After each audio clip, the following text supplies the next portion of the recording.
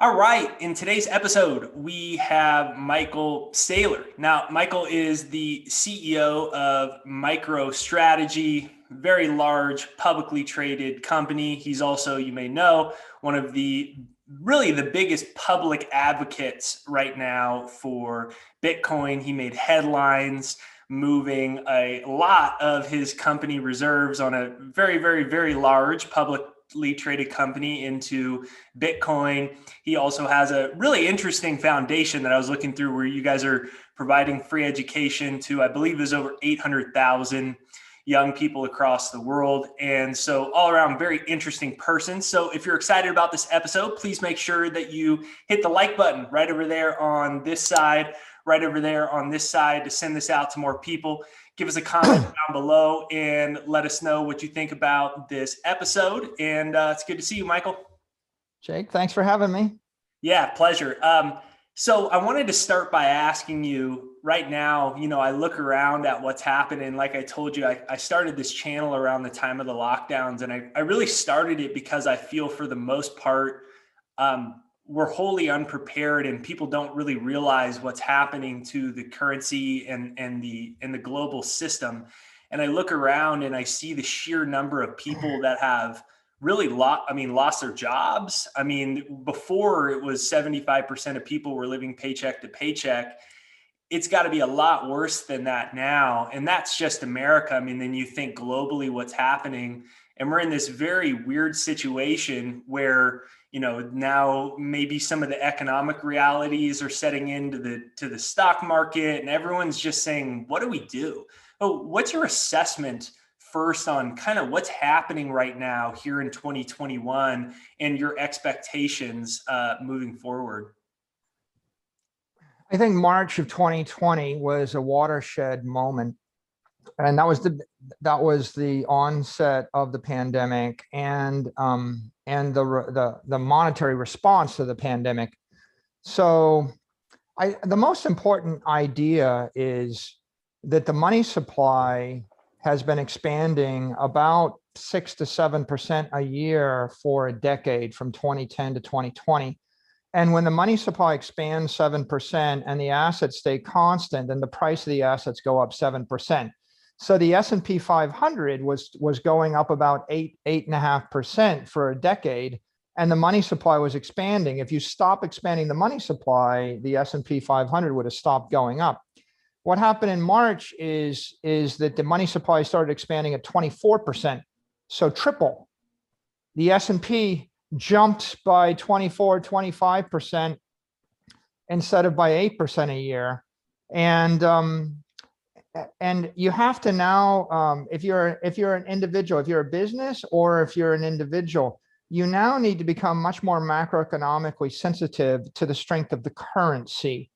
If the currency was not expanding ever, then it doesn't matter. And if it's expanding at a slow rate, you can afford to ignore it. But when the currency starts expanding or the inflating at a more rapid rate, what happens is the prices all around you start to move, and then you have to interpret them properly. For example, you could say to yourself, well, there's no inflation, because I read in the paper there's no inflation. But the papers say inflation is CPI, but CPI is just an arbitrary metric. It's measuring the rate at which a market basket of items which I selected for you go up in price. And so I can select any basket of items, and there are no assets involved in that selection. So, for example, over the past 12 months, CPI looks like 1%, but the rate of but housing, if you wanted to buy the house, went up by 11%. But if you wanted to buy a house in Palm Beach, it went up by 29%. But if you wanted to buy shares of stock, they went up by 24%, and the NASDAQ went up by 50%, and Bitcoin went up by 400%. Okay, so is there inflation or not? Well, it depends on what you're tracking. So I think March was a big year. What happened in general was the money supply everywhere in the world started expanding at double to triple the normal rate. And that causes the currency to weaken in purchasing power against scarce assets. That is, assets that everybody wants to buy. So the reason that the stock market went up is not because you're a genius and you pick good stocks. It's because the same number of stocks exist today as a year ago, but there are 25% more dollars. So a very simple way to think of it is, if I have 10 buildings on my, or 10 houses on my city block, and if I double the amount of currency and everybody has to live in one of the 10 houses, the price of the house is probably going to double.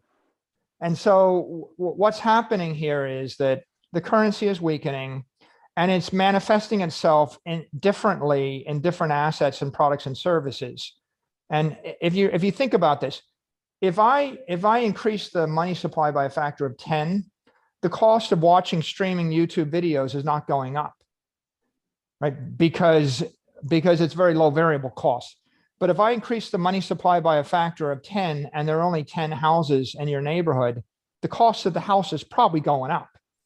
So what you have is immediate inflation in assets, because instantly, people get their stimulus check, they go buy stocks, or they go buy Bitcoin, or they get some money, they buy that house they wanted. You have very slow inflation in consumer goods that are either, how do I go travel on vacation if it's not possible to travel on vacation? How do I go on a cruise if it's not possible to go on a cruise? So you didn't get the inflation in certain parts of the consumer economy. You got immediate inflation in assets. And so here's the big conclusion. In an environment where the money supply is expanding, if you don't have a large asset portfolio, then you can't you can't maintain purchasing power to buy the things you want in the future if those things are assets. And of course, they probably are. You probably want a nice house. You probably want cool things that are scarce. So this is why after the lockdown, it became very important to understand finance. You have to become much more financially sophisticated, because the playing field is tilted in favor of the asset owners against people that work for cash and a salary or generate cash flows. The value of your cash flows is falling at that 24% rate, and the value of your assets is accreting at that 24% rate. And the playing field is tilting in favor of people, in favor of Wall Street against Main Street, if you will. And where does this go, right? Because when you listen to that, like I said, I started this channel really because seeing what's happening, I mean, I liken it to the greatest Ponzi scheme in history. I have a 7-month-old daughter, and I'm concerned about, I'm very concerned about what's happening. And it seems like, it does give hope when someone who's a big guy at a publicly traded company like you is talking about it, but it seems like so many people that are in the positions of power either are unwilling to discuss it or unable to comprehend it. And I'm curious, where does it go from here? Well, the good news is, in February, you had a mild monetary inflation problem, 6-7% a year. It's still pernicious. It's really draining the assets of workers and cash flow and Main Street. It's hurting, but it wasn't big enough. The heat wasn't strong enough for people to really leap out of the boiling water. We started boiling the water in March. And so we went from, I think one company said they had 20 institutional customers at the beginning of the year, and they went to 290 by the end of the year. The total amount of public companies with Bitcoin on their balance sheet was $2 million in February. Then we did it, and then we bought 250 million and 500 million and then $1 billion and then 2 billion, and then Square did it and Tesla did it and all these other companies did it, and it became an issue. And then all the big investors started to notice there's a problem with conventional bonds and cash instruments. So Ray Dalio says cash is trash and bonds are negative yielding, and he's the largest hedge fund owner in the world. So all of the macroeconomic speakers, Blackstone, Skybridge, Paul Tudor Jones, Stanley Druckenmiller, Bill Miller, they all started to speak about this subject after March. So we're now 1 year in, and by the way, this manifests itself as Bitcoin goes from 4,000 to 50,000. We're 1 year in, there's an avalanche of institutional interest. 1,000 institutions get in. They all have a voice. They all talk to each other. Just 2 days ago, Howard Marks said, you know, I was wrong about Bitcoin. Now I understand why the world needs scarce assets in a monetary inflation environment. And he's well thought of. And now hundreds of other people running institutions with large pools of money start to notice. So I think what happens is, you know, first of all, Bitcoin is the solution to the problem because it is the apex property. You can't inflate it away. It's a global monetary network for people that want to store their economic energy for the next 100 years. So it's the solution to the problem. That's why it's exploding in value and in popularity. And as the early adopters move, then more adopters move, then institutions move, then all these billion-dollar entities move. The mainstream media started to cover the story differently after February 8th, Jake. February 8th was like a big date when Tesla announced they bought $1.5 billion of Bitcoin. Now this started hitting in the New York Times, the Wall Street Journal. It started showing up in Fortune and Forbes and everywhere in the world. And people said, well, maybe there's something here. We got to pay attention to this. Now, you know, generally, politicians and conservative large bureaucracies will be the last to embrace this, but it ripples, right? From the visionary entrepreneurs to the early adopters to the macroeconomic investors to other investors to, you know, first the techno media, then the mainstream media, then sparks fly, a little bit of smoke, a little bit of controversy. Now you got to have an opinion.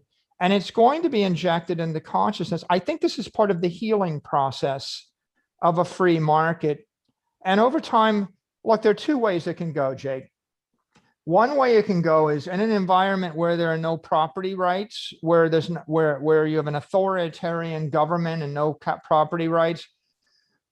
They just keep printing money until they collapse the currency. And when Venezuela, Zimbabwe, and when the currency completely collapses, the economy completely breaks down, because if the currency breaks, you can't trade, and you're reduced to basically Stone Age barter, or call it Iron Age barter, a bushel of wheat, for whatever, a ride in my horse and buggy wagon. That's one direction, not a good one. The other direction is in an open free market. Capital flows from the weak assets to the strong assets. And as the capital flows, there's a redistribution of power and awareness. And I think the capitalists, Austrian economics, thought leaders would say, price discovery has disappeared in the bond market. What that means is you have $100 trillion of bonds and bond type instruments, and they're overvalued because the Federal Reserve is printing money to prop them up and buying the bonds. Price discovery has disappeared. The yields have all gone negative. And that means that no rational person is going to buy a bond. Like, why would you buy a bond that yields 2% interest if the money supply is inflating at 15% a year, and if the purchasing power of everything is falling by 15%? If you hold that bond for 10 years, you'll start with $1 million and end up with $100,000. And if you hold it for 20 years, you'll start with something and end up with nothing. So rational people are not going to buy that weak asset. The capital is going to flow from the weak asset to the stronger assets. What's happened is capital flows from bonds to equities. You've already seen it, right? For the past 12 months, everybody stopped. They dump their bonds. They can't hold cash. So they go buy the S&P 500 or the NASDAQ index, or then they buy big tech, and then they buy Tesla. And at some point they're thinking, well, I'd rather even buy GameStop, because at least GameStop, I might make money, but if I hold cash, I certainly will lose money. 100% I'm going to lose money if I hold cash. 100% I'm going to lose money if I buy a bond. And so I should buy either equity as an index, or I should, take a bet, because at least that's rational as opposed to guaranteed to losing everything. So capital migrates, but you know, when you're buying a stock, you're betting on the performance of this company over time. And you got a CEO, you got the next product release, you've got competitors, you've got what are the regulators going to do? You know, how are they going to tax it? There's a lot of uncertainty and risk. And so what's a better idea? A better idea would be, what if I could just buy digital gold in cyberspace where no one can make any more of the gold? I got 21 million virtual gold coins in cyberspace. They're on a global network. Nobody can make any more. And there's no CEO, no company, and no country to screw it up. And nobody can take this away from me. I can take personal custody of my digital gold. And that's what we call Bitcoin. Why wouldn't I want that? Well, it's perfectly engineered. Like if God invented a perfect place to store all of your life savings, they would, she would invent Bitcoin. So it's perfect. So why wouldn't I do it? Well, maybe it'll be hacked. We wait 12 years. It hasn't been hacked ever. Maybe it'll be banned. Well, actually it's property by the IRS and the SEC in the United States. It's not banned. And when all these institutions buy it, you know, it's not banned, it's property, it'll be here for the long term. Well, maybe it'll be copied. Well, it's been copied 10,000 times.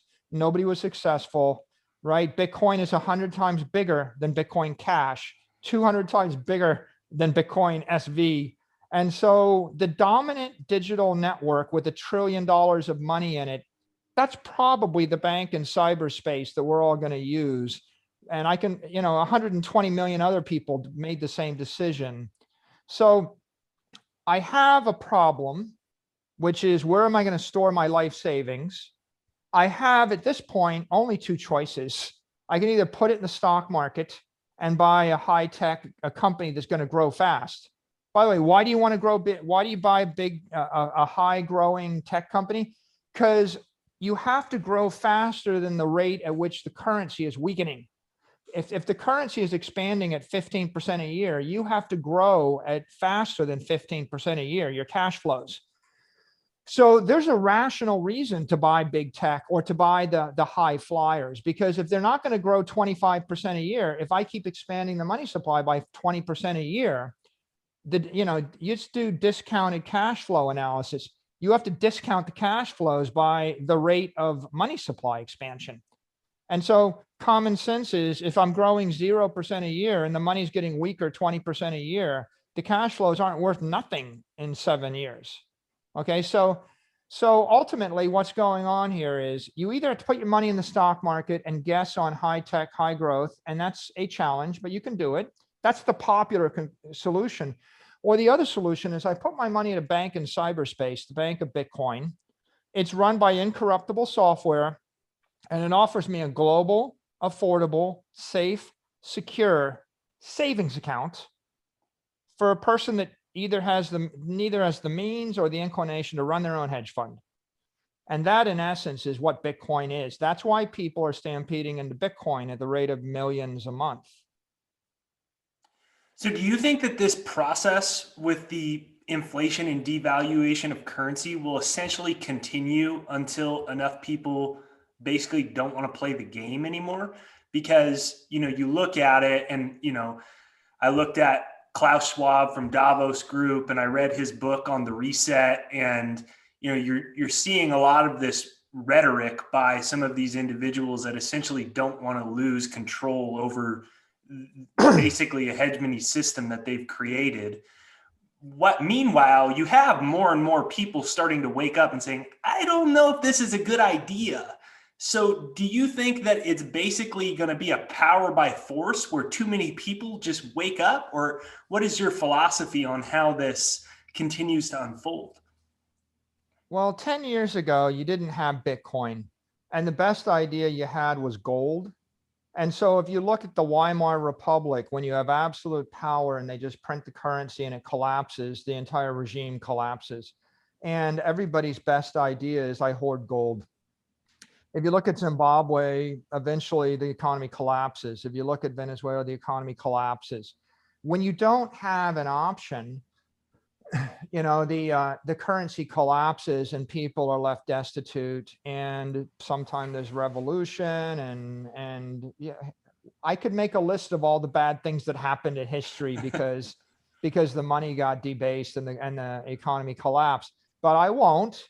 What I'll say is I will offer an optimistic future. There are two things we have today we didn't have then. One, we have 6 to 7 billion people on the planet with mobile phones. And a mobile phone is a mobile computer in your pocket, and you have them in Africa, and you have them in South America, and you have them in Asia, and you have them in the US and Europe. And the second is we now have $1 trillion digital monetary network called Bitcoin. Anybody in the world with a mobile phone can download an application, and they can start to take custody of their own money, and they can hold it either on their mobile phone, or eventually they can carry it on a hardware wallet, or if you can't get a hardware wallet, you can put it in your head with the seed phrase. But the most practical use application is I simply, instead of buying gold, like, Jake, it's not very practical for you to buy $347 worth of gold. The markup is extreme. It's going to take a long time. And eventually, if somebody knew you had it, right, it gets shipped to your house, or you buy it, they put a gun to your head, they take your gold. And how are you going to pay for anything with a block of gold? So it's not really a practical it's not a practical way to store money. It was the best way we had for 5,000 years, but it's not a practical way. Digital gold is a different thing, though. We're moving toward a world where 1 billion people, in the next 5 years, 1 billion people will have Bitcoin. I think by the end of this year, 200 million people will have Bitcoin. We're adding them at 5, 6, 7, 8, 10 million a month. Right? That's how fast it's going. And so we're going to get to a world where billions and billions of people have a wallet, and they have money in it backed by Bitcoin. And it doesn't matter whether the Lebanese currency collapses, or the Turkish currency collapses, or the Venezuelan currency. And it doesn't matter whether the euro weakens by 15% or the dollar weakens by 50%, because as people put their savings account into the bank of Bitcoin, into that bank in cyberspace, they protect themselves from the currency weakening and the currency collapse. And they have sovereignty. It gives you economic sovereignty. It's a way for you to store your own monetary energy, your life force. And you can store it for a decade, for 100 years, for 1,000 years. You can pass it to your kids and your kids' kids. First time in human history. So what's really exciting is individuals have a way to shield themselves. And so I don't think we have to go the way of a Zimbabwe or a Venezuela or a Weimar Republic. I think that, the Bitcoiners say Bitcoin fixes this. The solution is everybody uses Bitcoin as their savings account. And as capital flows out of those fiat derivative instruments that are losing monetary energy every year, and it flows into Bitcoin, it's like you've got Kevlar armor, against the incoming cold. Now, what happens next? Well, if a government knows that you have the option to do that, then their technique doesn't work so well. It works less well. And then eventually there's a check and a balance. And if I can pretty much print money with impunity, and I can force you, down deeper and deeper into your hole, I have infinite power, absolute power. Absolute power corrupts absolutely, right? As Lord Acton said. When I don't have that power, if I know that my citizens can actually just stop using the currency, and this is happening in like Nigeria, for example, if the citizens can just opt out of the system, then I actually have to sit down and say to myself, maybe I need to here's what's going to happen in Nigeria. They're going to say, we either need to fix the currency and stop printing infinite amount, and we have to uncorrupt ourselves. We can't just give away all the money to our cronies, and we can't spend money that we don't have, A. Or B, we have to adopt a different currency, maybe the dollar, a stable coin dollar, because no one believes our currency, and we have to defer to some other country's currency.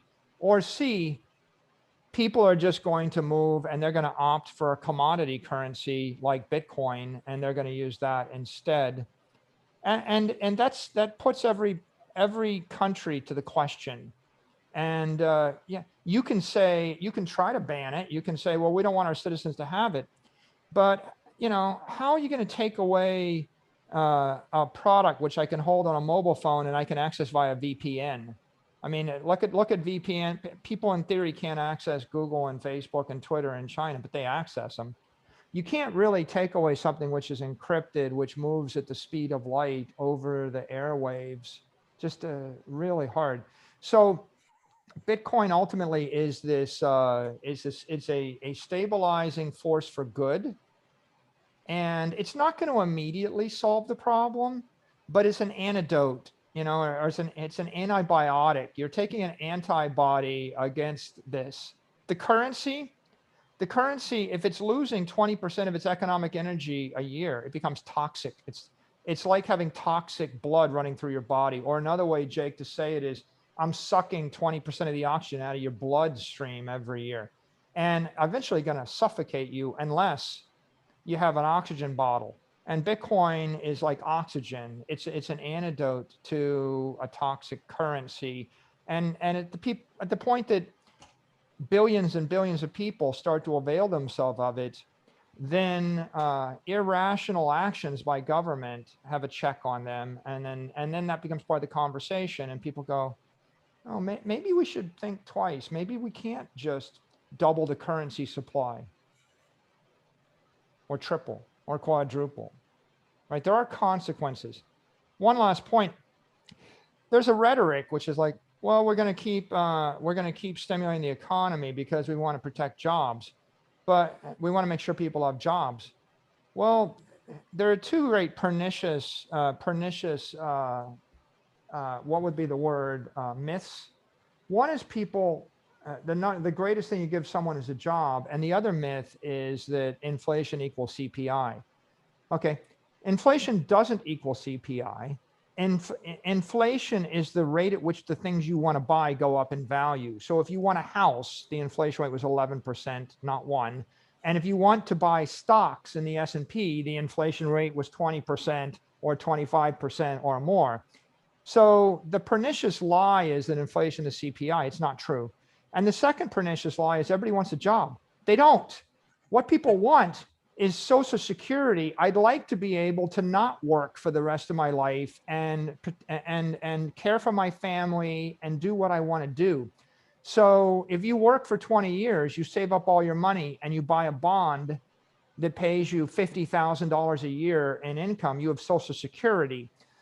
People want Social Security. They want to be protected. They want to be able to have children, have a horse, live in the country, write their book, paint, right? Study. They want to be able to do what they want to do without having to work their fingers to the bone 90 hours a week, right? That's what they want.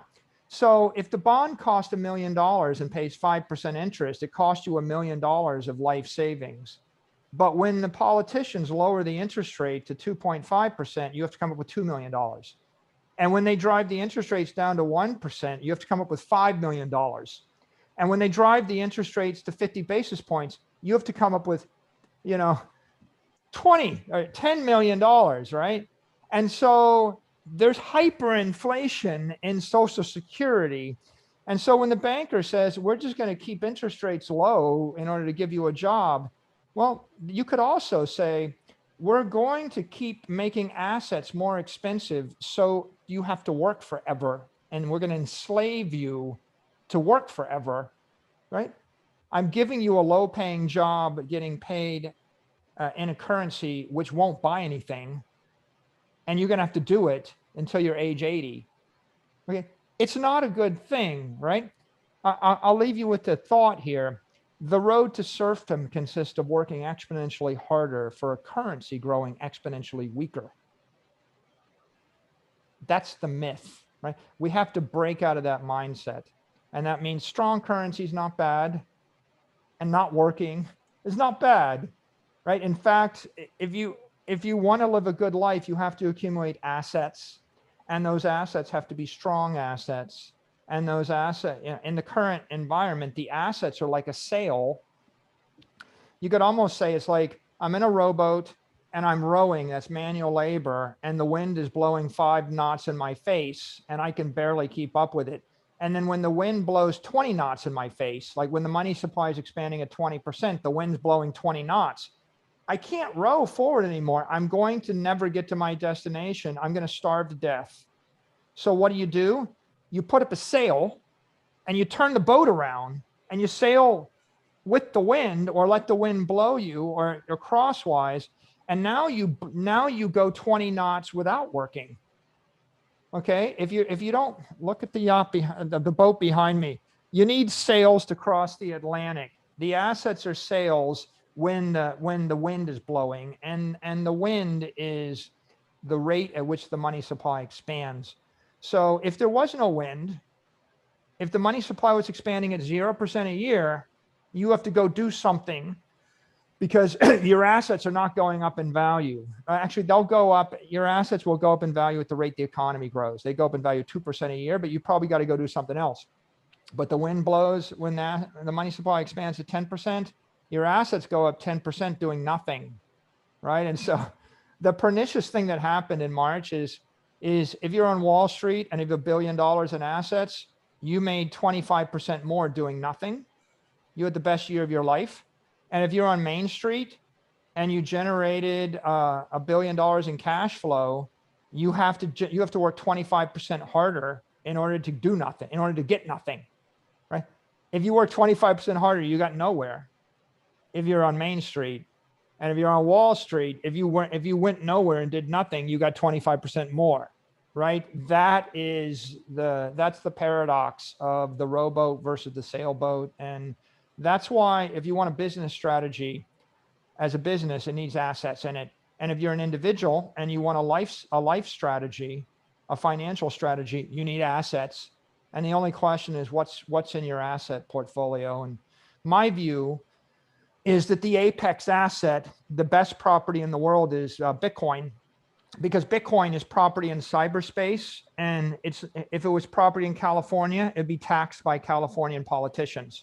But if it's property in cyberspace, you can move it to Wyoming or Florida, or you can move it to Switzerland, right? And it's a property, but all you're doing is just holding monetary energy forever. It's very simple. Whereas a stock, it requires that you compete against a competitor and keep upgrading the product, and it's got lots of moving parts. It's very complicated. And so if I have to, and real estate, well, real estate is capped at CPI. If you're holding a rent, like, you can't raise the rents faster than CPI. So if the money supply is inflating at 15% and the CPI is 2%, you have a negative 13% real yield on the real estate. And you're trapped in the jurisdiction where you can't move the warehouse or the building. So real estate's not so good. Bonds, of course, are awful, because bonds are just long dated cash. You're locked into a currency and you got a negative 10% real yield forever. And so what are you left with?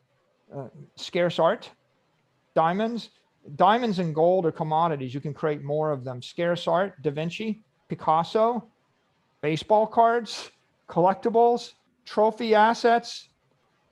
I would say, Jake, buy the house you want to live in forever with cheap debt, because it'll always be valuable to you, right? So if there's an asset that you and your family value, buy that. That's simple. Buy Bitcoin because it's the dominant crypto asset network in the world. Makes sense. Other things, buy scarce assets that you think buy something you think a wealthy person will value in 10 years. If you think they're going to want to buy that from you, it's going to hold its value. But don't buy things they can make more of. Not everything's created equal. Like, yeah, your real estate, if it's in Palm Beach, it went up by 30% because that's rare. If it's in the Hamptons, it went up by 50% because that's even rarer. If it's just a house, it went up by 10%. That's good. But if it's land, well, I can find 20 acres of land in Kansas. It's not going to go up, right? If it's an apartment, well, if someone punches up a skyscraper next to mine, then my apartment gets devalued. So buy the most rare thing you can that's most difficult to devalue and is hardest to manufacture more of. What loses its value the fastest? Things that are hot, just electricity, right? Like, I can copy your music 1 million times. Things with a low manufacturing cost, with a high fixed cost. I'm stamping out 1 million candy bars on a factory, or I'm stamping out Fritos or manufactured goods with a high fixed cost, a low variable cost, low energy content. that stuff is not going to go up in price that much because you can make a lot of it at a low variable cost. So if you were starting over right now, right in the world, there's obviously a lot of people that kind of are on the edge of starting over. You know, you said a lot of very wise things right there. So you already kind of did offer some great insight. But what would you do for someone right now that says like, Michael, you know, I'm concerned about what's happening, or I'm not making enough money to keep up with the cost of living rising, or I lost my job or my business. How do I start over to get freedom in life? Well, you have to work on top of the platforms that are working. So let me start with the basic. If I was in college again, here are the things that I would study. Statistics. Statistics is more important than calculus or differential equations or other esoteric sciences. I'd study statistics because you use it every single day. You have to evaluate what information is relevant versus what information is irrelevant, and no one can do it for you. And 99.99% of all the information that you see is noise. So understanding how to interpret information, I'd study that. Data science, statistics. Second, coding. The world needs people to code things. So being able to create something, if I can be an engineer, a software engineer, I can code something, either computer science or data science. There's a lot of demand for that. Third thing, communications. The world needs things to be coded and it needs things to be communicated. You know, you're a communicator, right? 30 years ago, you could talk to rooms of 100 people at a time. How many people do you speak to now? Okay, so here, the good news is you can speak to hundreds of thousands of people. The bad news is all the mediocre communicators can't speak to anybody. It used to be that there was a place for someone to play in a bar with 30 people listening to them. Now you play on YouTube and 300,000 people listening to them. The best communicators, the best talent, the best performers, the best code has gotten scaled up by a factor of 1,000 or 1,000,000. But the mediocre is irrelevant. The average is irrelevant. So I would say the skill is communication, coding, or interpretation, right? Just clarity of thinking. How do you make money? You have to become a specialist in something, either write insanely great software that does something on a platform, right?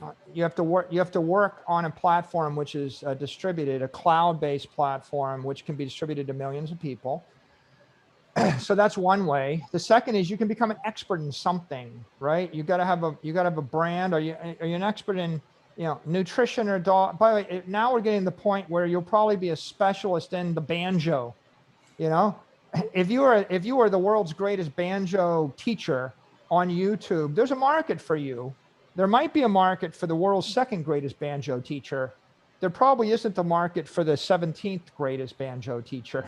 So figure out what you're focused upon, and whatever you do that really well, and embrace your YouTube or your Twitter or whatever platform there is that delivers the content or streams the content that you can produce.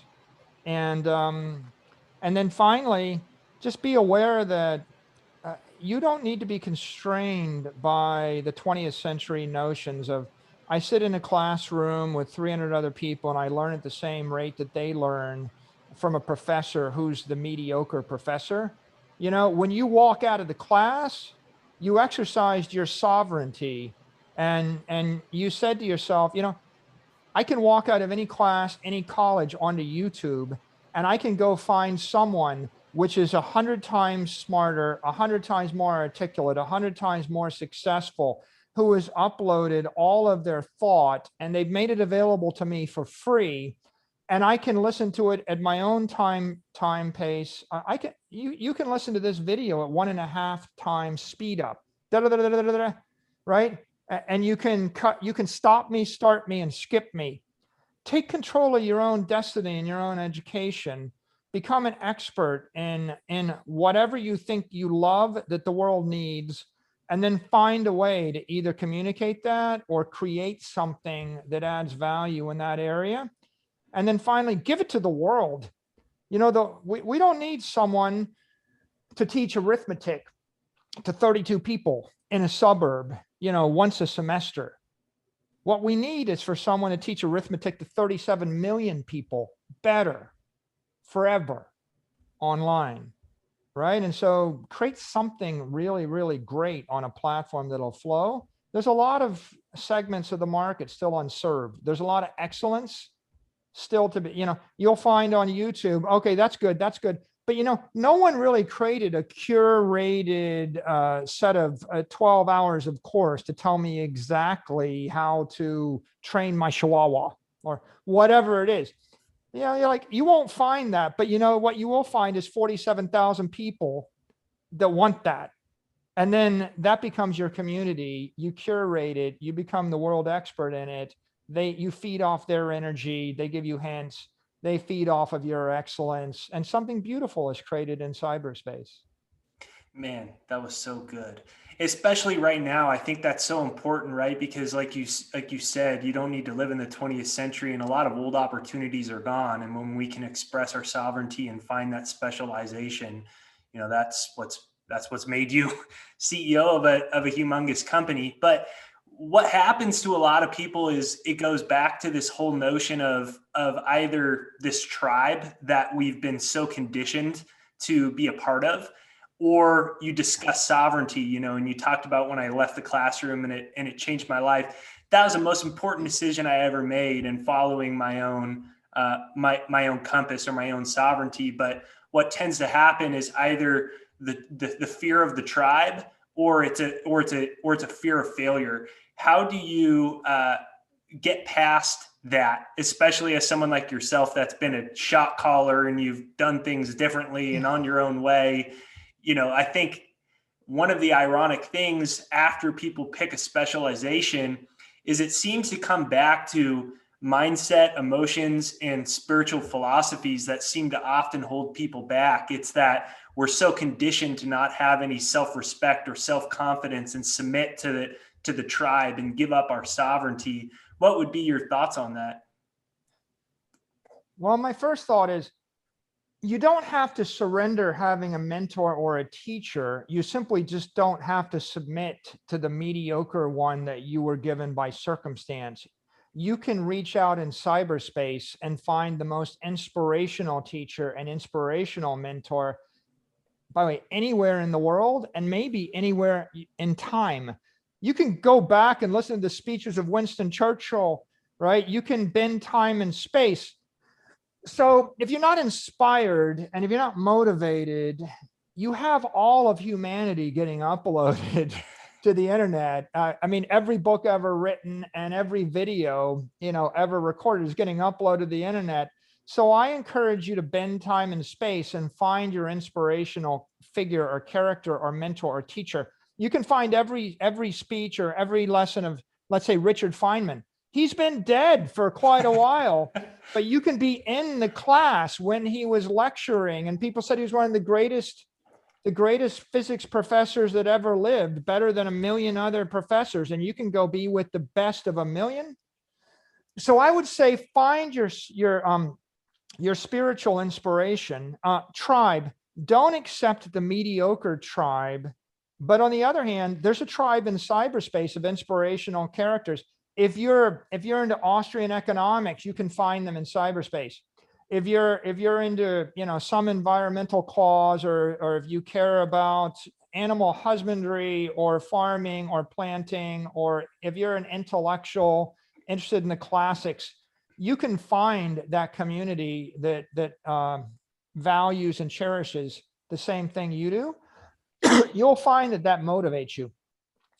I think there are many motivational communities. Once you know you're not alone, find the community that's going to support your values, that's going to inspire you, and then engage with them, and they'll lift you higher.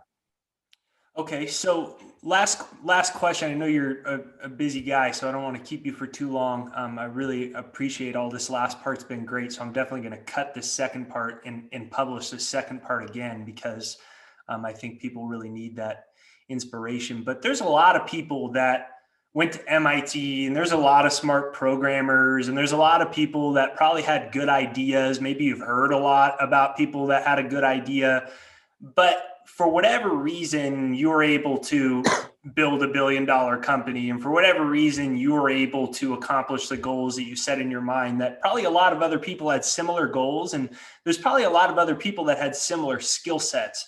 What do you think allowed you to become and create what you've created in your life? Were there certain spiritual or mental philosophies you were able to apply to your life that you think were a separation factor? Yeah, a couple of thoughts. One, when I grew up, I read a lot of science fiction and fantasy, and they teach you to imagine a better world and let your imagination work. Right. So imagining some magical use of software or some magical technology in order to do something at the speed of light, what if you could split yourself, into a million pieces and do a million things at the speed of light to make to do something, right? You can do that in fantasy if you have that imagination. And so you got to have imagination. I think that helps. The second thing is at MIT, I encountered a lot of inspirational people that they were very impressive, and they were doing things and they weren't afraid to do things. What MIT taught me was think for yourself. And there are a lot of problems in the world that no one's ever solved before in the history of the world, but you were expected to solve them. My professor said the space shuttle tile, it burned off the space shuttle on reentry. NASA doesn't know why it burned off. I'm not quite sure why it burned off. What do you think? He asked that to a bunch of freshmen in our first class. And so a bunch of 18-year-olds were asked a question, never been answered in the history of the world. And we first thought, well, did we not read the answer in the back of the book? Was there a reading? And then we thought, oh my God, life consists of answering questions that aren't in the back of the book. And that's the first big aha moment. Did you learn to answer questions that aren't in the book? And the second aha moment was, he actually thinks we can answer it. Like, he has confidence in us. He believes in us. So I think that's the big takeaway of MIT or any great institution. That's what a teacher should teach a student.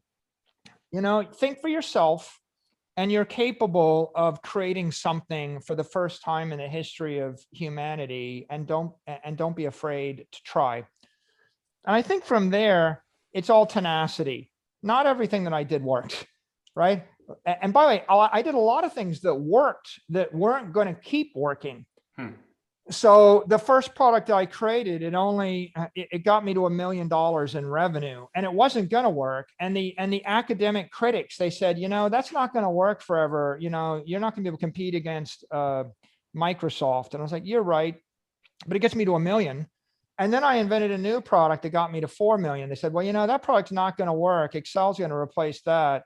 I'm like, you're right, but it got me to 4 million. And then I created a new product. They said, that's not going to work. There are other companies that are going to get into that space in 3 years. And I said, well, I got 3 years. So we doubled.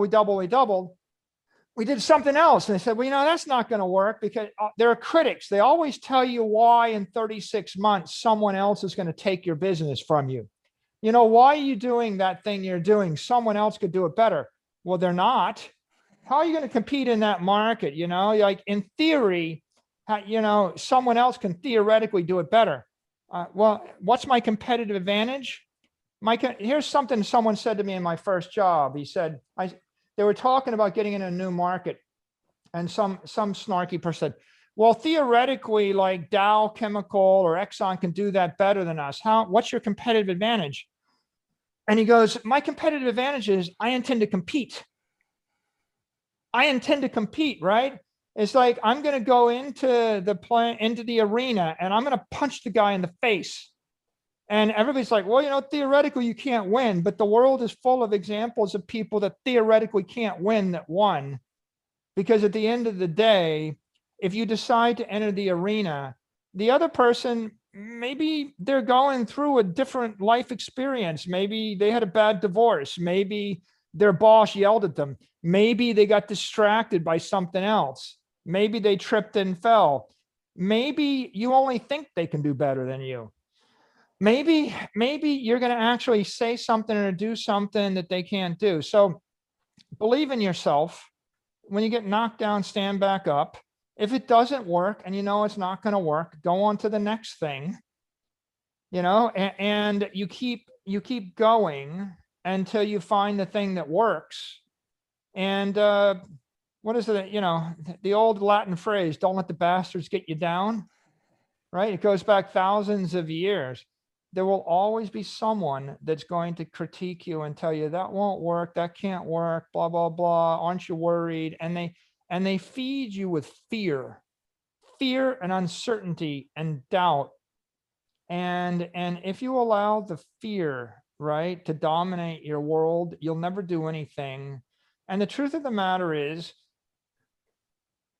fire, electricity, compressed air, airplanes, automobiles, bridges, steel, aluminum, everything, radiation. It was all something to be afraid of. And the majority of the world was afraid of it. 99.9% of the world was afraid of it. Someone decided to do it. They overcame it and they created something great on this earth. The bad news is conventional 20th century techniques don't work as well, or don't work at all anymore.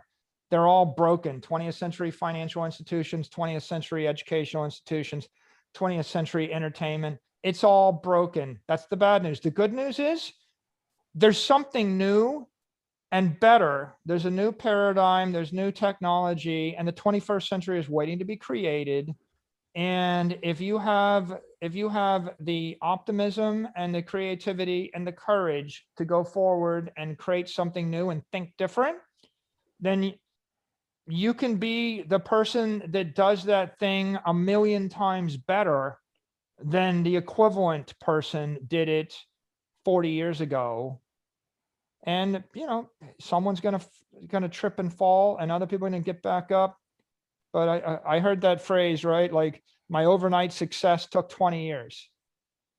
You just keep at it, and you'll find your calling one way or the other, right? That would be my advice to anybody.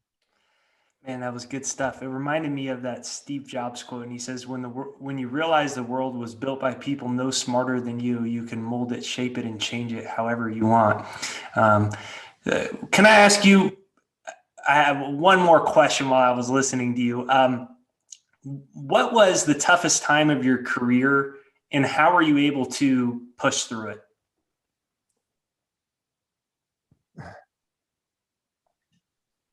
I think the toughest time, I would say, was back in the second quarter of this year, because it was a totally unprecedented time period. A pandemic hit. We never expected a pandemic. It's a black swan event. The entire Western world shut down. Like our business travel decreased by 98% year over year. Everything that we had planned, hundreds of marketing events, the way that we market, the way that we sell, the way that we service, our corporate strategy, all of it was rendered irrelevant or put into question by the combination of the fiscal response, the monetary response, the medical response, and the political response to the pandemic. And we just had to rethink the entire business. We had to and how did we respond? It's like the first fear is maybe our business stops and everything shuts down completely. And by that happened to some businesses, and I feel awful for those businesses. It's a real tragedy. Certain people doing beautiful things in the world had their business completely destroyed, and maybe had their lives upended by this, and it's really tragic. But that was the big crisis, I think, a crisis that struck everybody in the world. How we reacted to it? Well, we stopped, we thought really hard, and we started embracing new technologies. we didn't, I was against remote work. You know, I was committed to office culture, and I was committed to conventional marketing, like scheduling hundreds of events and face-to-face marketing. And I was committed to conventional, traditional treasury strategies of holding cash and short-term treasuries. And they were strong commitments. Within one day of the pandemic, you know, we started using one virtual video streaming or video meet platform. It didn't work. We went to the second one. It didn't work. We went to the third one. That was Zoom. That worked. And by the end of the day, an edict had gone out making Zoom the corporate remote work video conferencing platform for everybody in the company. We created a course in it. We trained everybody in the company on it within a week, and we negotiated an enterprise license. Then we rebuilt all of our marketing. It used to be our website was 5% of our marketing, and then our website became 80% of our marketing. And we basically converted all of our sales, all of our marketing, all of our service, all of our support into videos and content that went on our website. And we streamed that. We eliminated all of our classes, and we went to all virtual classrooms. And then we made it free for our customers, and we amped it up by a factor of 20. We completely changed the way that we sell and we market and we service. So our P&L changed. Our cost structure decreased by 20%. Our cash flows increased by a factor of 3 or 4. And so we completely digitally transformed the business to the benefit of the business. And we realized as the software was more valuable than ever, our costs decreased by embracing the digital transformation and Zoom and web and streaming. And so the second thing we did is we digitally transformed our balance sheet, and we said, we have $500 million in cash. It's a liability, and it's going to go to zero. And so we flipped it to 500 million of Bitcoin, doubled it. Then we went and borrowed 650 million, and we went from a no debt, all cash to an asset strategy of let's convert to Bitcoin. Let's find a strategy. And then we went and we raised $650 million of debt. And Jake, we paid 75 basis points for that debt, less than 1% interest. And so we took money, 650 million of other people's money at less than 1% interest. And we invested in Bitcoin, which is appreciating at 200% a year, paying 200% interest. So, you know, what do you make if you borrow 650 million and you get 200% interest on it? That's 1.3 billion a year. So we all of a sudden embraced the new financial corporate strategy, and we borrowed that, and then we ended up with $2 billion of Bitcoin. It doubled. We ended up with $4 billion of Bitcoin. Then we borrowed $1 billion at 0% interest and invested in Bitcoin. And so we ended up with $5 billion of assets yielding the rate of Bitcoin from a company with 500 million in assets yielding nothing. Okay, so how did we cope? Well, we got slugged in the face, and and I said, well, I guess I gotta check my premises and reevaluate my prejudices and biases. I'm against remote work. I guess I better embrace it. I'm against streaming. I better embrace it. I'm against investment. I better embrace it. What is this crypto thing? I think I'm against it. I better embrace it. I'm against debt. Well, if debt is free, if the dollar is debasing at 15%, then the best thing you can do is borrow money at 1% interest, because you're getting at worst a negative real yield. So if you're short the money, then that's plus 15% to borrow the money under the worst case. So you understand where we're going. Bottom line is, it was awful, and if we did nothing, it would have destroyed us. But it was catalytic, and it inspired us to transform into something better. We're fortunate we were able to do that. Not everybody is. Some people didn't transform, and others have chosen not to perform, and others couldn't. But we were in that fortunate situation where we had the ability to. And the reason that I'm speaking with you today is I think there are transformational opportunities for everybody, and I just want to share what I think they are, because I think it's the right thing to do. Awesome. A valuable interview. I think it'll help a lot of people. So I really appreciate your time and coming on. Just in conclusion, what is your personal opinions on 2021 end of the year Bitcoin price, and where do you think it can go in the coming years? Look, I think Bitcoin's about $1 trillion asset class right now, but there's no reason why it shouldn't aggressively grow to replace gold, which is a $10 trillion asset class. And I think it'll grow fast toward gold over the next 3 to 5 years. So you can back into what that means. Clearly, I think Bitcoin's going up. And I think once it gets to gold, it'll be worth double, triple, quadruple gold, and eventually it'll become $100 trillion asset class. So at gold, it's worth 500,000 a coin. At when it replaces the 100 trillion in treasury assets like weak bonds and negative yielding debt and money indexes, I think it's $5 million a coin.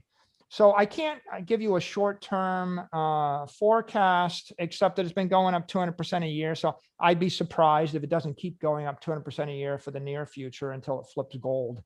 And my advice to anybody is don't get caught up in day-to-day volatility, week-by-week volatility. Don't buy it as a speculative asset. If you invest in Bitcoin, invest in it because you want to hold it for the rest of your life, right? You're going to hold it for a decade, decades. You're going to give it to your children, right? Why would you ever sell an asset which is the most thermodynamically sound, technically superior monetary asset sitting in cyberspace? It's the least likely thing to be impaired. You can take it with you anywhere on earth. There's no reason why you can't hold it forever. And so if you have a long time horizon, look at your year over year, every 4-year performance. And then I think you'll be pleasantly surprised. And if I want to give you anxiety, I take a microscope and I zoom into your face as close as I can get. And then I keep track of what's going on every millisecond. And it's like I find there's some bacteria crawling on your face and it freaks you all out and you have anxiety and you become a hypochondriac. So don't oversample and obsess over things every day. And don't obsess over every minute detail. You're just going to give yourself a heart attack, and it doesn't matter. That's coming back to 99.99% of that information. It's just noise. It's not signal. You should ignore it. Beautiful. Thank you very much for coming on. For everyone listening, please make sure you hit the like button on this side right over there, this side right over there. Send this out to more people. If you have someone that you think would benefit, especially from that second half where Michael dove deep into his philosophies and his advice for the coming age, please consider sharing this on email or text or social media with someone that you think could benefit from it. So you can go ahead and do that. Give us a comment down below. Let us know what you think of this video. I got Michael's Twitter and also put Michael's foundation right there down below, which is a really interesting project we didn't get time to talk much about. So thank you for listening to this video, and I really appreciate you coming on, Michael. Thanks, Jake. It's a pleasure.